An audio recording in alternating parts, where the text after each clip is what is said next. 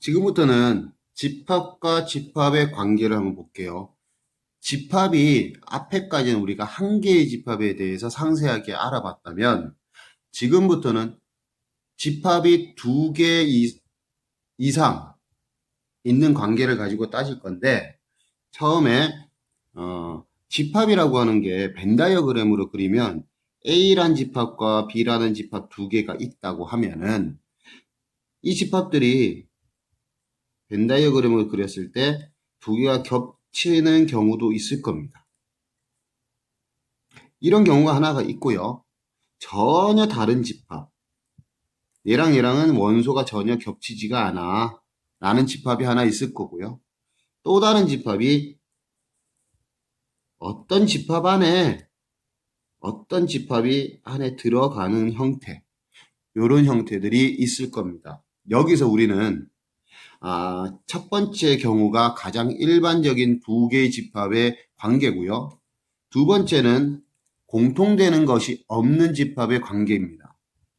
요 두 개는 뒤쪽에서 좀 더 알아보게 될 거고요. 우리는 세 번째에 있는 A와 B가 어떤 집합 안에 어떤 집합이 들어가는 경우, 들어간다는 표현이라기보다는 예를 들면 어떤 학교에 1학년 전체 집합 이렇게 하면은 그 학교 안에는 1학년, 2학년, 3학년들이 있는데 1학년만 모아놓은 집합. 그 집합들은 그 학교 안에 학생들이기 때문에 3번과 같은 경우가 생기겠죠. 이렇게 3번과 같은 경우를 우리가 이름하여 부분집합이라고 합니다. 자, 지금부터 부분집합에 대해서 알아보겠습니다. 부분집합. 자, 부분집합이라고 하는 건 뭐냐면, 수학적으로 표현하면요, 집합 A의 원소 전부가 집합 B의 원소일 때 또는 집합 B에 속할 때 이거를 수학적으로 표현하면 A의 원소 X이면 X는 무조건 B의 원소이다 라고 하는 형태입니다. 이것을 A는 B의 부분집합이야 이렇게 표현합니다. 또는 원소처럼 거꾸로 B가 앞에 있으면 A는 B의 부분집합이야 이렇게 표현할 수 있습니다.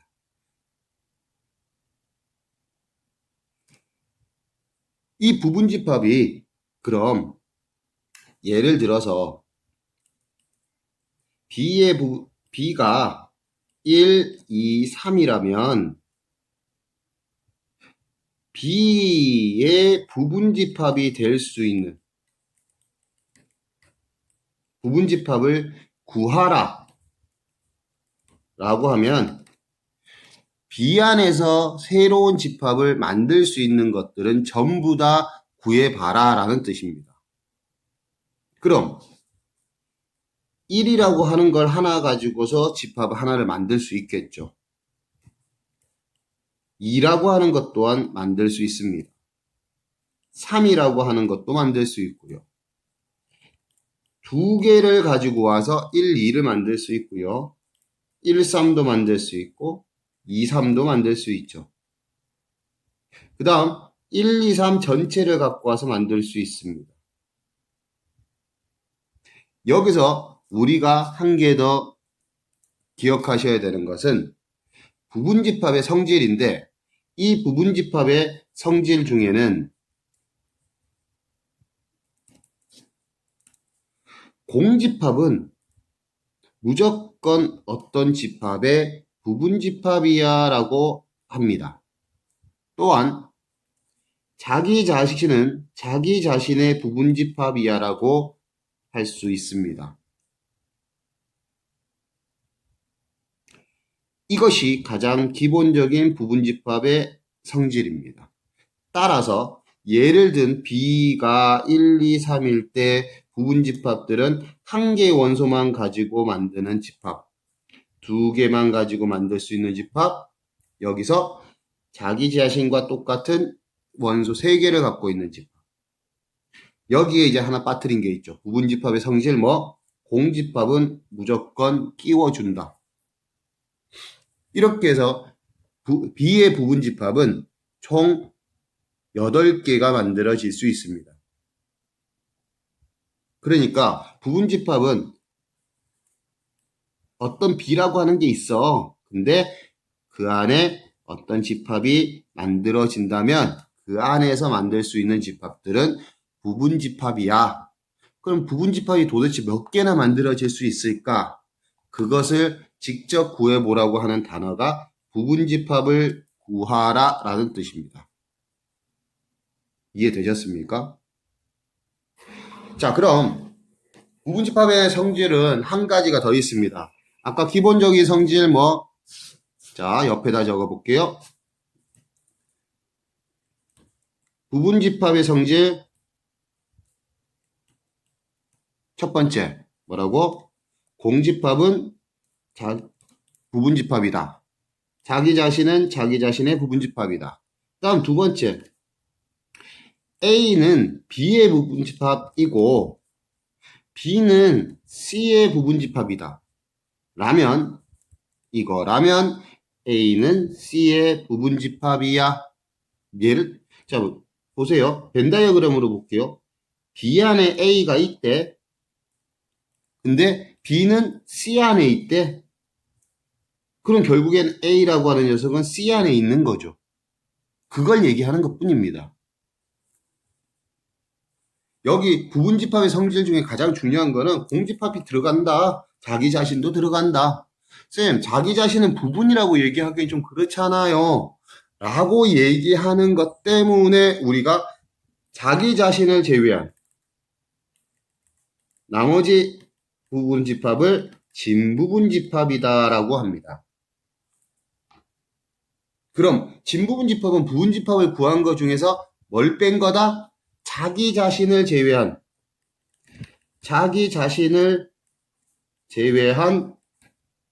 부분집합을 진부분집합이라고 한다라고 하는 거 기억하시면 되겠죠. 자, 그럼 우리가 부분집합이랑 요런 것들을 배우고 나면은 또 앞에서 배웠던 원소 찾았던 거 있죠. 이거는 이 집합의 원소야? 아니야? 라고 따졌던 거. 그것처럼 부분집합 또한 같이 편성해서 시험 문제 나옵니다. 그건 잠시 뒤에 알아보고요. 자, 부분집합을 찾다 보니까 지금 예를 든 부분을 보시면 1, 2, 3을 가지고 부분집합을 찾았더니 이렇게 된대. 그죠? 그럼 부분집합들은 어떻게 만들어질까? 라고 하는 게 궁금하죠. 그러면 부분집합은 도대체 몇 개나 만들어질까? 와, 이거 직접 다 구해야 돼? 라고 하는 게 생길 겁니다. 그래서 부분집합에 관해서 부분집합의 개수를 구하는 것을 한번 알아볼 건데요. 한 개 빠졌네. 한 개 더 하고 그 부분집합의 개수에 대해서 알아볼게요. 서로 같은 집합. 예전에는 상등이라는 표현을 썼는데 서로 같대. A랑 B랑 같대. 얘는 원소가 똑같다는 거죠. 얘랑 똑같은 표현법이 뭐냐면 A는 B의 부분집합이고 B는 A의 부분집합이야. 라고 하는 것. 서로 부분집합이다 라고 하는 것은 서로 같을 수밖에 없다. 라는 부분입니다. 그래서 뒤쪽에 나와 있는 A가 B의 부분집합이고 B가 A의 부분집합이다 라고 하면 서로 똑같은 집합이네 라고 하는 거 기억해 주셔야 됩니다.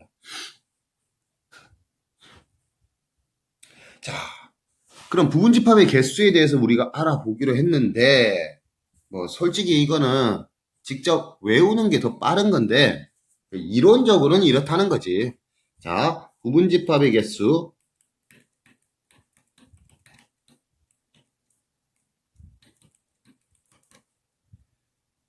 집합 A라고 하는 놈이 원소가 1개, 2개, 3개 해서 N개가 있다면 얘 부분집합은 A의 부분집합의 개수는 2의 n제곱개가 만들어집니다. 2의 n제곱개입니다. 선생님 어떻게 해서 이렇게 돼요? 보세요.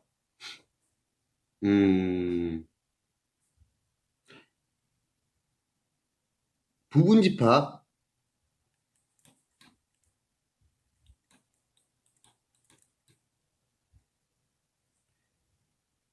X라고 하는 걸 만들 거야.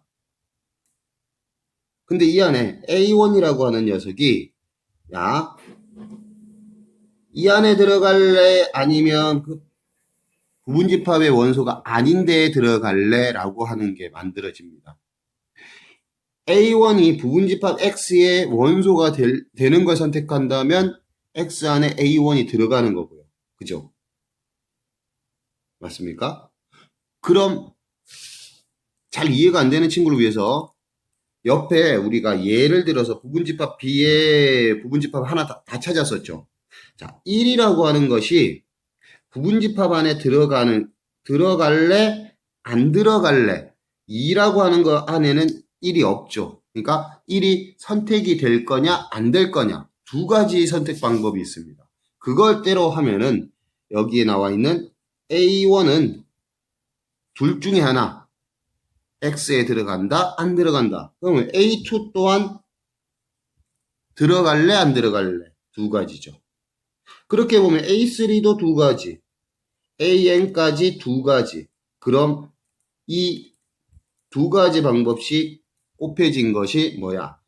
2를 n번 곱한 거야. 이렇게 해서 만들어졌다 보시면 됩니다. 잘 이해가 안 되는 친구는 그냥 부분집합의 개수는 2의 n제곱개, 원소가 n개라면 2의 n제곱개야. 자, 여기서 한 가지. 그럼 진부분집합의 개수는 몇 개일까? 진부분집합은 부분집합 중에 뭘 제외한 거다? 자기 자신을 제외한 거다. 그럼 자기 자신이랑 똑같은 거 몇 개야? 한 개지. 한 개만 빼면 돼. 그래서 진부분집합의 개수는 2의 n제곱에서 한 개를 뺀 거야. 자, 여기까지는 기억을 해 주셔야 되겠습니다. 다음은 부분집합의 개수 중에서 특정한 원소를 포함하느냐, 포함하지 않느냐에 따라서 부분집합이 몇 개가 만들어지는지 그걸 배우게 될 거고요. 그리고 다음 시간에는 원소가 그 집합에 되느냐 안 되느냐 그거와 그 집합의 부분집합이 되느냐 안 되느냐 그 문제는 시험이 잘 나오기 때문에 그 부분에 대해서 상세하게 다시 한 번 더 알아보도록 하겠습니다. 자, 그럼 여기까지